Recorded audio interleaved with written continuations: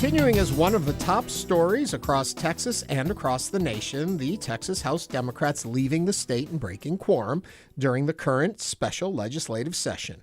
A move they feel is necessary in stalling the passage of a new congressional district map to replace Texas' current map, a map switch that was instigated by the White House in an attempt to add 5 more Texas Republican seats to the U.S. House of Representatives.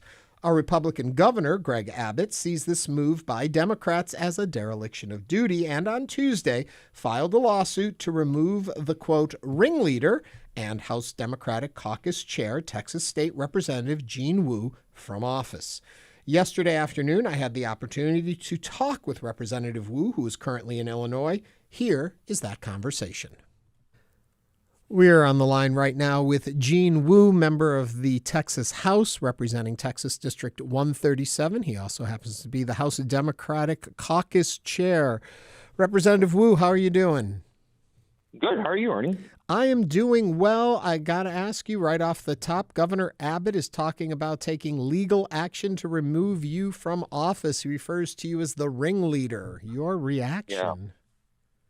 I mean, it's just silliness on so many levels because, number one, I mean, he's not even allowed to do this. I mean, the law is black and white on this, that it has to be the Attorney General. You can't file it in the Supreme Court and so many other things. And it's frankly embarrassing that the governor of the state of Texas, who used to be a Supreme Court justice, who used to be the Attorney General, doesn't know like such simple black and white law. Is it that he doesn't know, or is this just great for headlines? I don't know. I mean, is he being intentionally dumb or accidentally dumb? I don't know which one's worse. Are you being deceitful or are you ignorant? Mm-hmm. Pick one. I don't know what's worse.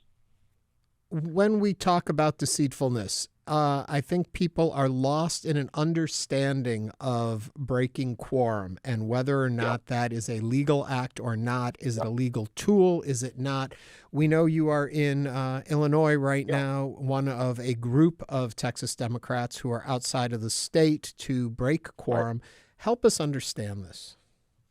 So, number one, breaking quorum is not only legal, it's actually an established part of our laws.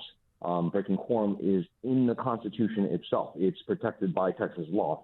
Not only that, Texas courts, the Supreme Court of Texas itself has ruled that breaking quorum is a legitimate and valuable tool for the minority party to use when no other tool is available. And you know what, on top of that, just a cherry on top of that, there's a recent AG opinion from Attorney Ken Paxton that says exactly the same thing the court said, that quorum is established and legal, used by the minority party when there's no other option. And that's where we are. We had no other option to stop this corrupt process except to break quorum, stop them from going forward and using this opportunity as a way to warn the public of what the hell they're doing. Mm-hmm. With breaking quorum comes the leaving of the state. Leaving of the state, meaning you're not in Texas, not able to attend the sessions in the House.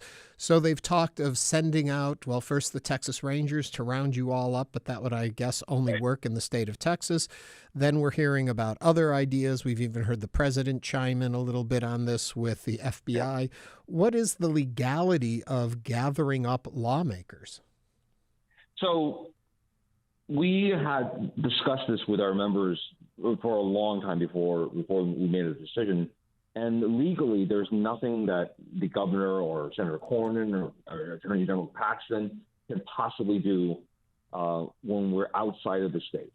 And legally, there is nothing that the President of the United States could do, or the FBI or DOJ or anybody could do, unless they had a legal reason, an avenue that gives them jurisdiction to be involved. But that being said, Governor Abbott, Attorney General Paxton, and frankly, Donald Trump have a long history of not really caring what the law says. I mean, hell, we started this conversation talking about how either the governor does not know what the law is or does not care about what the law is, right? That's where our main concern is. Are you personally concerned about this? We seem to be in a time of uncharted territory here. And with the either dismissal or reinterpreting of laws across the board, do you worry? No, absolutely. And it's not just, look, the president's supporters have, said publicly, have said on social media and things that I should be dragged in the street and shot. His supporters have said that I should be denaturalized. And these are, I know these are like trolls and cranks, but, these are real fears that we have. And it's not just me. Other members they have different fears, but we all share in this in one way or the other.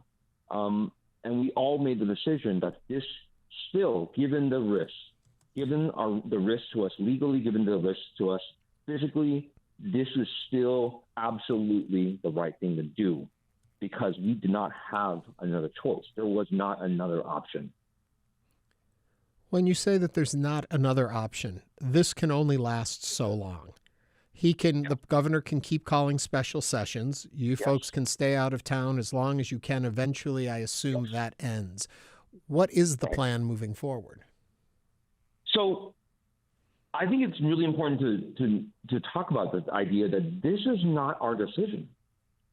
The decision, the people who have been in power, the people who hold all the cards and have made all the decisions are the Republicans, is Attorney General Paxton, is Greg Abbott, is Donald Trump. Because Governor Abbott could very easily have said, instead of saying, we're going to send the dogs after you, he could have easily said, you know what, I think I was too harsh about this. It was wrong for me to put my political agenda ahead of the interests of the victims of the Kerrville disaster, the communities who are waiting for relief, and all the families who are concerned that other future disasters may come and we're not prepared. He could have said that. He could have said, we will instead focus on those things first in the next special session. If he would have just said that, he'd come back today, right?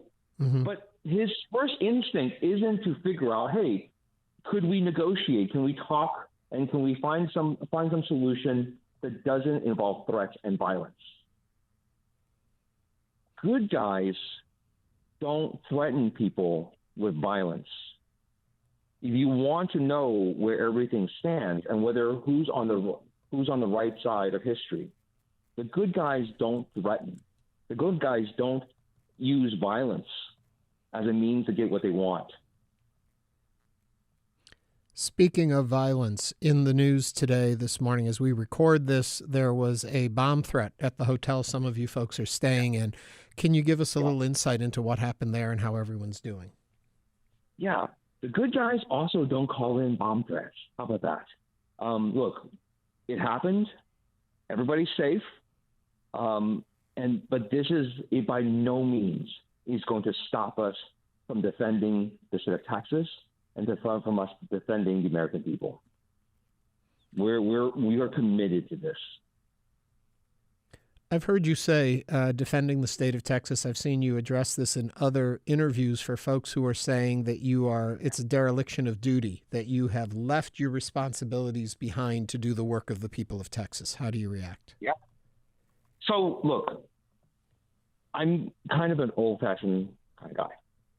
And to me, oaths are very important. When you swear to do something, when you swear to God that you will keep your word, that has real meaning to it, and that's important.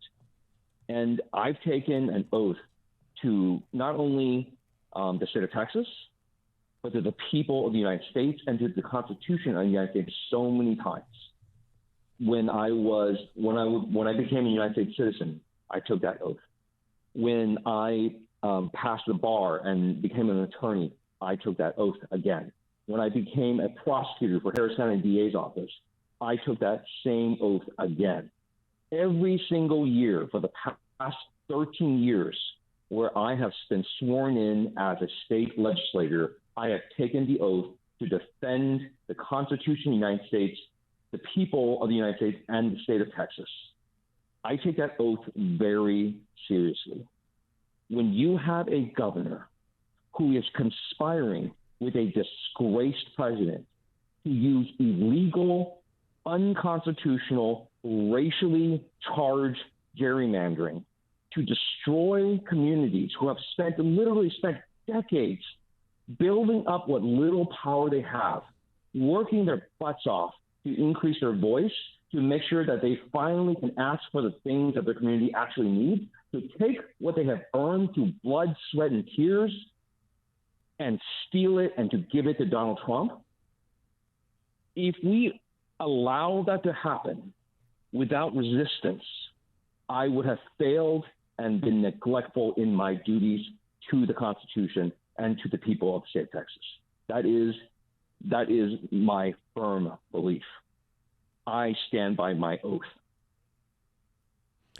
I want to talk a little bit about the actual fact at hand here, which is the redrawing of the map at this point in the cycle. And I'm curious, what's the legality, if there is such, in a mid-cycle redistricting? Is there anything that says we can or cannot do that, legally speaking?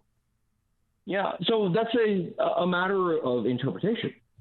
The law says that you must redistrict after every census.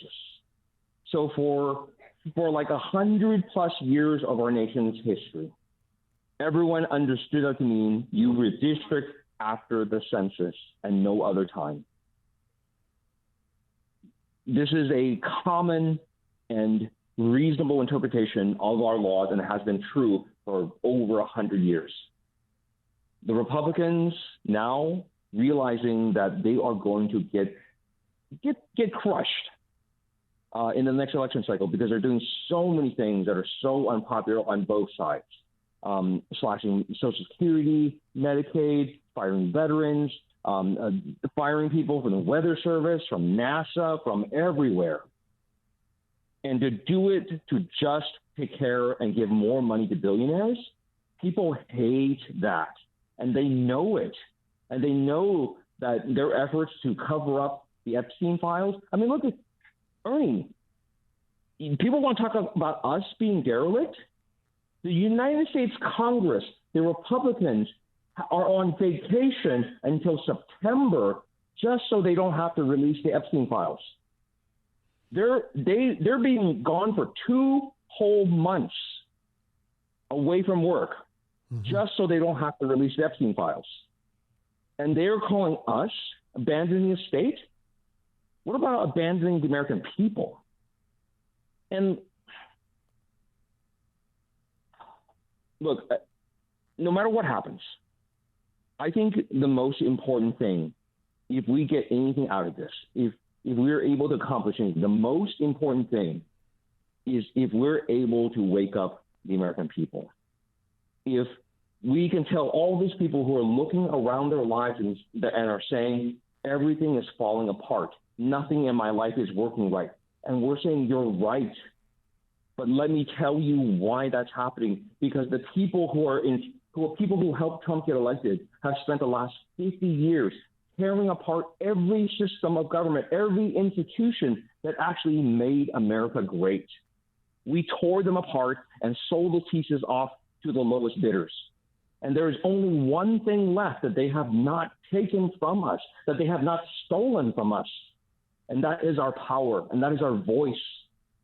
And this attempt at redistricting is that final attempt to take our voices, take our power, because if it happens in Texas, all these other states are watching. Ohio, Missouri have already said, we're watching Texas. The moment they do it, we're going to do it too.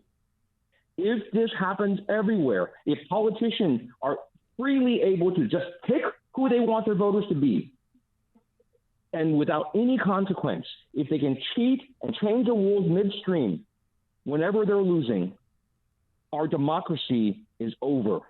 The republic is at an end. Mm-hmm. It is no longer a democracy when the voice of the people have been silenced. While you are doing this walk out of the state and are in other places, I'm assuming there are other plans, other policies at work to try and thwart this effort. Is there any current litigation being filed or legal action being taken to stall off the redoing of the map when in fact you folks have to return? Yeah, I mean, the legal option is always there, but the legal option, one, is not for sure. It's a gamble, and we don't know if it'll be in time. The courts may refuse to enjoin any kind of law because we're too close to the election. It's a possibility. But that doesn't change what we have to do at this moment. Mm-hmm. And what I really want to say is to everyone who's listening, that this cannot be just a Democrats versus Republicans thing. This cannot be that. This cannot just be us versus them again. If at this point in our history, if the people who still believe in this nation, the people like me who were taught that America is great because we are the place that values hard work and values people who follow the rules, and that it doesn't matter what the color of your skin is. It doesn't matter what your last name is. It doesn't matter who you were born to, that if you work hard, you bust your ass, and you follow the rules, you will get ahead. If you believe in that still, it's not too late to save our nation. It is not to save the American dream, but it requires action now. You cannot wait. You cannot sit on your ass. You cannot say someone else will take care of it. Either you get involved now or go ahead and lay down. A strange irony in all of this is while this is going on, the current map of the state of Texas is under litigation. And yes, they're arguing that that map was drawn, which they approved, the Republican side, the conservative side approved, and now they're saying that it was it is gerrymandered is what the challenge is on it. Tell me where we are with that litigation, and depending on how that goes, wouldn't that open the door for a new map to be drawn anyway? Well, I mean, this is the insanity of what is going on right now. And then you have to remember that since the Voting Rights Act was passed in 1975, the state of Texas has been found in intentional violation of the Voting Rights Act every single time. Every single time. And that's impressive, frankly, that the state has intentionally discriminated against minority communities using racial boundaries as their marker. And it was no different in 2021. That map, the 2021 map, is currently in litigation. We finished up trial about a month ago. We're still waiting for that court to issue its opinion. My guess is they're going to say, for the umpteenth time, the state of Texas has been found in intentional violation of the Voting Rights Act, right?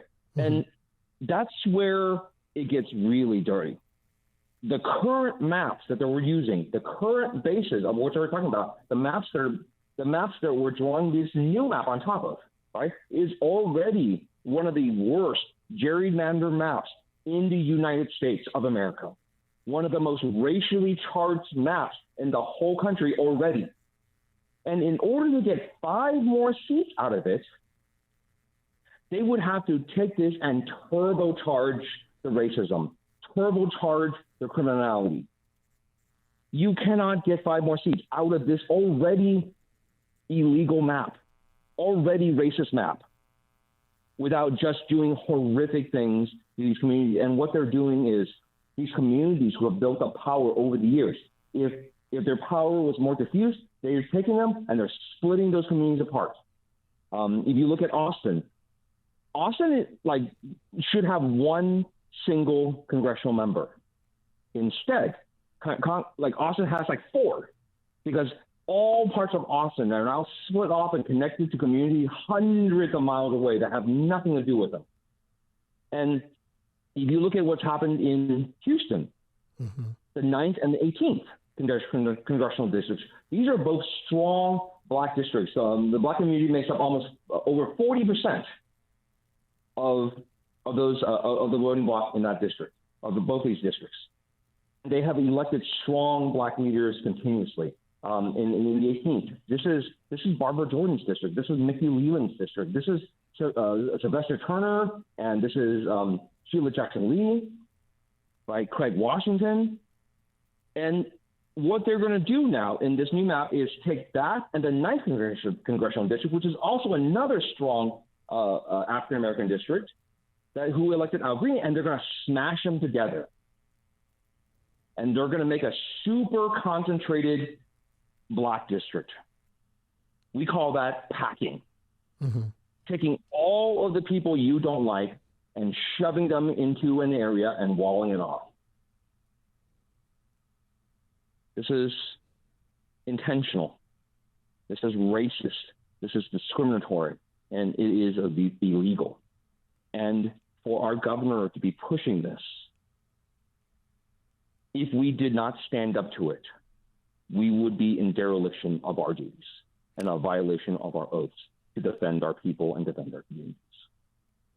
And more importantly, this is bad for the whole country. Because if this is allowed to spread everywhere, every state will do this, whether they're blue or red. California has a way to draw out every single Republican. There's a way to draw California where California does not elect a single Republican. And it is possible. And this is not good for anybody. It is not good for blue states. It is not good for red states. It is not good for Americans. Because every time that this happens, every time a state does this, it nullifies more and more of the people's power. More and more voices become irrelevant. If somebody is simply going to get reelected just because of the way their districts are drawn and they don't have to do anything, it doesn't matter how they voted, it doesn't matter what they said, and they're just going to get reelected, why would they listen to anyone anymore? Our members of Congress already don't listen to us. You look at you go to Republican areas and you ask, when was the last time you had a town hall? When was the last time you guys had a roundtable? And there's people who will tell you, I've never seen my congressman, but they keep getting reelected. This is why when you create these illegal super safe districts for Republicans, you get Republican elected officials who just never respond to anything. Regardless of what happens in Texas, do you believe New York, California, Illinois will all be moving toward redistricting simply because now that we've seen the idea is out there that you can't take for granted it won't happen? They don't have a choice. You have to think about this in terms of like the Cold War. I mean, the Republicans have been launching nukes over and over again. And Democrats have said, well, we're better than that. We won't respond. Right? And what's the result of that? Well, they just launch more, because if you say you won't respond, then they're just going to keep doing it. What needs to happen, what I hope happens, is that states finally get together and say, we don't want to do this. We think this kind of action is unethical. It should be illegal. It should be unconstitutional. We don't want to do this, but you give us no choice. If we do not respond, then you will continue lying, cheating, and stealing. We have to have a response. The American people have to respond. It's not just blue states. All people who care about this country, who do not want to see us collapse into ruin, we need everyone to respond, and respond now. My last question before I let you go. Off hours, when you have those personal conversations, have you spoken to any Republican House members that see the Democratic side of things and that there could possibly be a little daylight here between the two parties? Yeah. I personally have not, which is also a statement of how broken our system is. But at the same time, it won't matter. We've played this game all throughout this last legislative session. You know, in the past, we could count on Republicans who to vote against things simply because it was wrong. And you can ask them, well, hey, why did you vote against it? Because it's wrong. And you know it's wrong. right? But the only thing that matters now in this day and age to Republicans is, what did Donald Trump say about it? If Donald Trump says it's good, then it's good. If Donald Trump says it's bad, then it's bad. And no one, even if they have their own opinions, is willing to do anything about it or to even share those opinions publicly. So whatever they tell us in private is meaningless. If they don't have the spine to say it, if they don't have the free will to think about it, what's the difference? Representative Gene Wu, member of the Texas House representing Texas District 137, also the House Democratic Caucus Chair, currently one of the Democratic officials that are outside of our state to stall the redistricting. Representative Wu, thank you very much for taking the time to talk with us. Absolutely. Thank you, Ernie. Thank you.